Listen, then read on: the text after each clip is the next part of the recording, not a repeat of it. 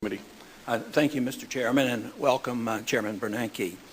I am very pleased to be here today as the ranking member, and in the midst of the great optimism of monetary policy and how the economy is doing, I still have some concerns. And of course, one of my long-term goals has always been to emphasize maintaining the integrity of the monetary unit rather than looking superficially at some of our statistics.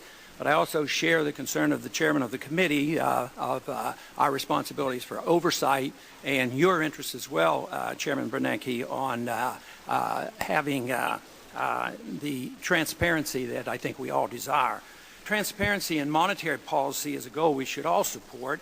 I've often wondered why Congress has so willingly given up this prerogative over monetary policy. Congress, in essence, has ceded total control of the value of our money to a secretive central bank.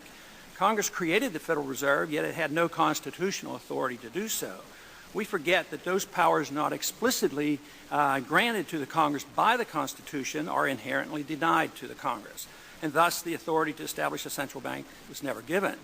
Of course, Jefferson and Hamilton had that debate early on, and the debate seemingly was settled in 1913. But transparency and oversight are something else, and they're worth considering. Congress, although not by law, essentially has given up all its oversight responsibilities over the Fed. There are no true audits. Congress knows nothing of the conversations, the plans, and the action taken in concert with other central banks. We get less and less information regarding the money supply each year, especially now that we don't even have access to M3 statistics. The role the Fed plays in the President's secretive working group on financial markets goes essentially unnoticed by Congress. The Federal Reserve shows no willingness to inform Congress voluntarily about how often the working group meets, what action it takes that affects the financial markets, or why it takes these actions. But all these actions directed by the Federal Reserve alter the purchasing power of our money. And that purchasing power is always reduced. The dollar today is worth only 4 cents compared to the dollar that the Federal Reserve started with in 1913. This has significant consequences on our economy and our political stability. All paper currencies are vulnerable to collapse, and history is replete with examples of great suffering caused by these collapses, especially to the nation's poor and the middle class. This can lead to political turmoil as well. Even before a currency collapses, the damage done by a fiat system is significant. Our monetary system insidiously transfers wealth from the poor and the middle class to the privileged rich.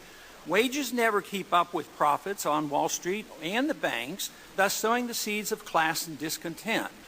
When economic trouble hits, free markets and free trade are often blamed, while the harmful effects of a fiat monetary system are ignored.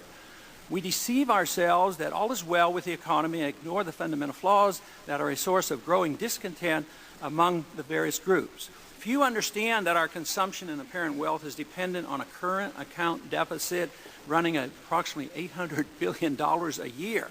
This deficit shows that much of our prosperity is based on borrowing rather than a true increase in production. Statistics show year after year that our productive manufacturing jobs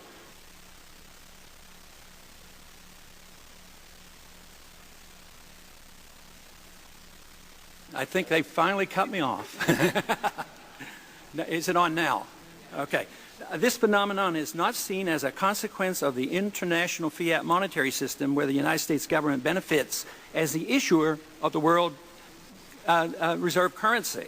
Government officials consistently claim that inflation is in check at barely 2%, but middle-class Americans know that their purchasing power, especially when it comes to housing, energy, and medical care and school tuition, is shrinking much faster than at 2% per year. Even if prices are held in check, in spite of our monetary inflation, concentrating on the CPI statistics distracts from the real issue. We must address the important consequences of the Fed manipulation of interest rates. When interest rates are artificially low, below market rates, insidious malinvestment and excessive indebtedness inevitably brings about the economic downturns that everyone dreads. We look at GDP figures and reassure ourselves that all is well, yet a growing number of Americans still do not enjoy the high standard of living that monetary inflation brings to the privileged few. Those who benefit the most are the ones who get to use the newly created credit first. The gentleman's time has expired. If the gentleman would come to a conclusion. Okay, I will yield back. Oh, Magoo, you've done it again.